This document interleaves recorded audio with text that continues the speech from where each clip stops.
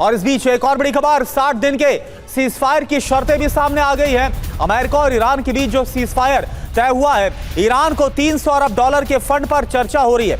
अमेरिकी कंपनियों के निवेश का भी प्रस्ताव सामने आ रहा है। जल्द होर्मुज स्ट्रेट खोलने की भी योजना को तैयार किया गया है। न्यूयॉर्क टाइम्स के हवाले से यह खबर मिल रही है। तो जंग या शांति, 50-50 के चांसेस हैं। शांति के आसार क्या है, पहले आप ये जानिए, और जंग की कितनी आशंका ये भी आप जानिए। तो ये ग्राफिक्स के जरिए आपको हम बता रहे हैं। अब ये देखिए, ये दोनों 50-50 चांसेस क्या है, शांति के क्या आसार है। ईरान ने अमेरिका को जवाबी प्रस्ताव भेजा है। अब जंग की आशंका कितनी है, डील से पीछे हटा ईरान तो फिर तुरंत अमेरिका स्ट्राइक कर सकता है। इसके अलावा आप देखिए, शांति की कोशिशों में ट्रंप ने ईरान का प्रस्ताव स्वीकार किया, और जंग की आशंका कितने, प्रस्ताव से पीछे हटा तो ईरान पर एक बार फिर से हमला होगा, हटा तो ईरान ना हमला भी कर सकता है।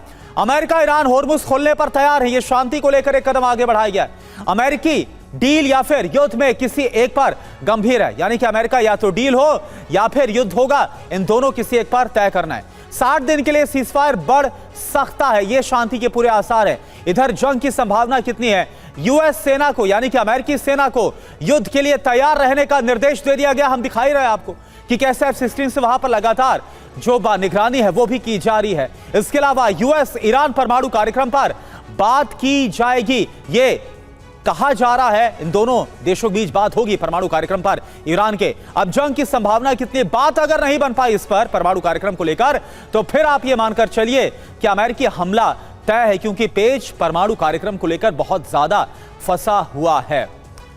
अब देखिए बड़ी खबर, ईरानी संसद की स्पीकर बाकर कालिबाफ का बड़ा बयान, कहा ईरान हक वार्ता से नहीं मिसाइल से हासिल करेगा। देखिए ईरान ने भी अपना रुख दिखा दिया। कालिबाफ ने अमेरिकी गारंटी और वादों पर पूरी तरह से अविश्वास जता दिया है। कालिबाफ बोल रहे हैं पहले कार्रवाई करे अमेरिका और फिर कोई जवाब देंगे।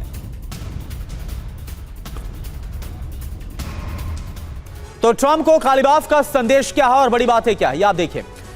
ईरान ने साफ किया है, दबाव में तो हम झुकने वाले हैं नहीं, वार्ता से ज्यादा सैन्य ताकत पर भरोसा दिखाया गया है।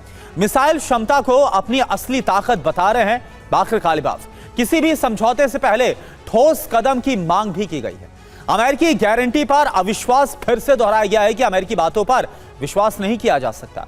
अब संदेश क्या दिया गया है, प्रतिबंध और दबाव की नीति पूरी तरह से बेअसर ईरान के खिलाफ। पहले अमेरिका कदम उठाए और उसके बाद ईरान कोई जवाब देगा। सैन्य विकल्प की याद दिलाकर दबाव बनाने की कोशिश भी की जा रही है। समझौते के बाद भी ईरान अपने अधिकार को नहीं छोड़ेगा। और सबसे बड़ा संकेत क्या है, ईरान बातचीत का दरवाजा बंद भी नहीं कर रहा है। सौदेबाजी की ताकत, मिसाइल और सैन्य क्षमता सब कुछ दिखाता हुआ नजर आ रहा है। और इस बीच एक और बड़ी खबर, युद्ध के दौरान यूएई ने अमेरिका की मदद की। ईरान पर यूएई से किए गए दर्जनों की संख्या में हमले।